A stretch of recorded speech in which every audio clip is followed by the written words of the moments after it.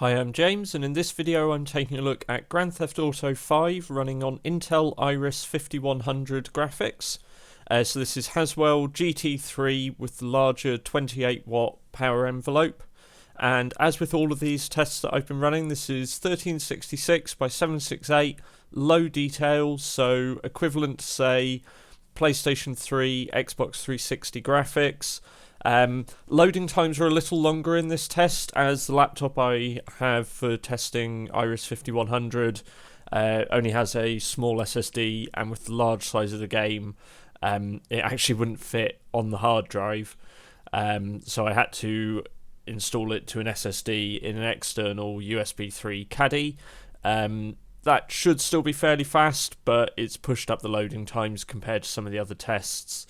I don't anticipate it to have a major impact in performance, however, but something to bear in mind when watching the video and the results. I also have, this is an Acer V13 laptop, and I also have an HD 4400 equivalent version of it, and comparing the two, actually performance was very similar. Both come out faster than HD 5000, and both in the final part of the test average 22 frames per second, so about 20 to 25% faster than I found with HD 5000. So that's quite a nice boost comparing 15 watt, 28 watt Haswell GT3, but it also shows, the fact that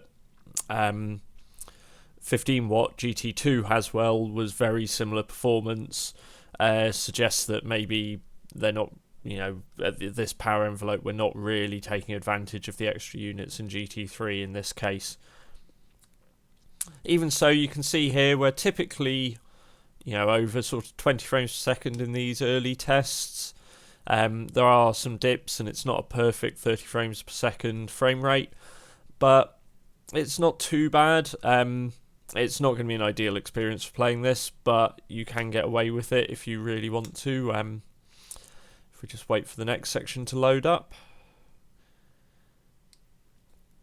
Again, in here with the rain effects, we're still sort of mid-20s. You get the occasional drop just below 20, as we can see here, but it's fairly consistent. So it's not unplayable, but as we move into the later tests and we get to the gameplay sections, we will see it start to fall down. As you've got sort of the shootout and the car crashes towards the end, it will come down towards about 15 frames per second. At that point, once you go below 20, you're going to be struggling a bit, really.